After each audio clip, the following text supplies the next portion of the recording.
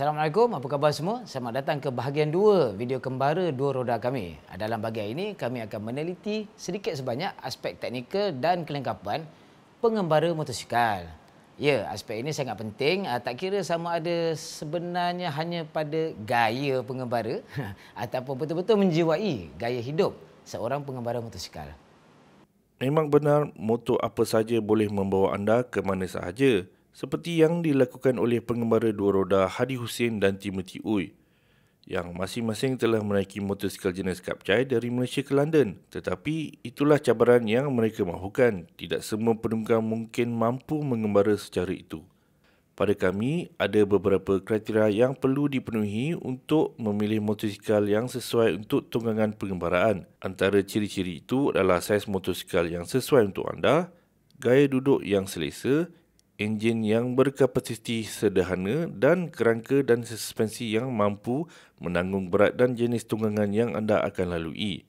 Motosikal pengembaraan perlulah mampu disesuaikan dengan pelbagai keadaan. Sebagai contoh, kita gunakan motosikal Triumph Tiger 800 XX yang kami gunakan semasa tunggangan dengan Malaysian Motorcycle Gateways. Salah satu model pengembaraan yang popular dari jenama Britain itu buat masa ini. Kita mulakan dengan kapasiti enjin, seperti yang disebut, cari yang berkapasiti sederhana. Walaupun kelajuan tunggangan pengembaraan adalah lebih kepada kelajuan santai, tetapi kuasa enjin yang lebih dari apa yang diperlukan untuk kelajuan itu akan memberikan daya tunggangan yang kurang tekanan, terutama bila motosikal itu berat dengan kelengkapan dan ditunggang pada jarak jauh setiap hari. Jimat dari segi penggunaan bahan api, tetapi 650cc mungkin sudah agak minima. Selain dari kuasa yang lebih dari memadai, enjin 800cc Tiger 800 adalah jenis enjin 3 silinder sebaris. Ia lebih lancar dari enjin motosikal pengembaraan tradisional yang selalunya menggunakan enjin 2 piston, tetapi masih lagi ringan dan jimat penggunaan bahan api dari enjin 4 silinder dengan kapasiti yang sama.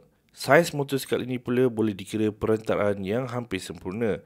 Ketinggian tempat duduk tidaklah terlalu tinggi untuk kebanyakan penunggang. Dengan ketinggian 172 cm, kaki Al-Bakri masih boleh jejak ke tanah dengan yakin dan kalau perlu boleh menggerakkan motosikal itu dengan menggunakan kaki.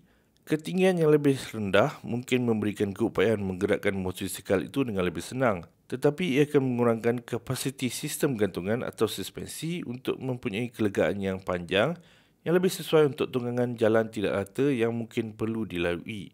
Selain dari ketinggian, berat motor juga akan mempengaruhi kemampuan tunggangan. Terlalu berat dan motor itu akan rasa rumit untuk jalan yang tidak rata, dan kalau terlalu ringan, ia tidaklah rasa mantap di lebuh raya besar pula. Ciri seterusnya yang agak paling penting ialah kekuatan dan kebolehpercayaan kenderaan itu. Selain dari tunggangan pada jarak yang jauh, motosikal kembara selalunya akan lalui keadaan yang lebih mencabar dari tunggangan biasa. Ia mesti tahan lama dan juga tahan lasak. Tiada bahagian yang boleh senang patah atau pecah jika tertumbang. Sebagai contoh, motosikal Kawasaki Versys yang mempunyai tool penukaran gear yang terletak pada bahagian yang sama di tempat letak kaki. Mengikut pengalaman Hisham, apabila tumbang, ada kemungkinan kedua-dua bahagian itu patah sekali. Tidak seperti pada model Tiger 800 yang bukan saja diasingkan bahagian itu, tetapi ia dibina dengan lebih kukuh. Ini bukanlah mengatakan Versys tidak bagus, cuma tidak sesuai untuk tunggangan lasak. Selain daripada pemilihan motosikal, kelengkapan yang saya perlu beri penekanan yang sangat mustahak adalah tong ataupun kotak bagasi. Video ini kami bekerjasama dengan GV, iaitu pembuat kotak bagasi daripada Itali, jenama yang sinonim di Malaysia dan serata dunia dengan kotak-kotak motosikal kembara yang bermutu tinggi. Selain dari motosikal yang sesuai, kotak bagasi juga boleh dikira sebagai peralatan yang penting untuk seorang pengembara. Barang-barang dapat disimpan selamat bukan sahaja dari dicuri tetapi juga dari kerosakan. Dalam perjalanan ini, Al-Bakri menggunakan kotak tepi GV model Tracker Outback yang berkapasiti 37 liter setiap satu. Ia juga datang dengan model 48 liter dan dua warna pilihan, hitam dan warna besi asli. Model 37 liter tidak muat untuk helmet seperti model 48 liter, tetapi kelebarannya agak tidak melebihi dengan banyak pada kelebaran bar handle apabila dipasang pada motosikal. Jika perlu, anda boleh menambah kotak belakang dari model Tracker Outback 42 liter untuk helmet anda. Model tracker airbag dibuat menggunakan aluminium dan diperkuatkan pada bahagian-bahagian bucu dengan teknopolimer. Lebih kukuh dari kotak GV yang biasa, ia boleh dibuka pada bahagian atas di mana ia menghalang barang anda dari terkeluar semasa dibuka. Sistem kunci dan pemasangan pada rak motor juga telah diperkukuhkan dan amat senang digunakan. Selain dari menyimpan barang, beberapa pengembara kreatif juga telah menggunakan kotak jenis ini untuk kegunaan lain seperti sebagai meja, tempat duduk dan ada juga sebagai tongkat untuk motor semasa kecemasan.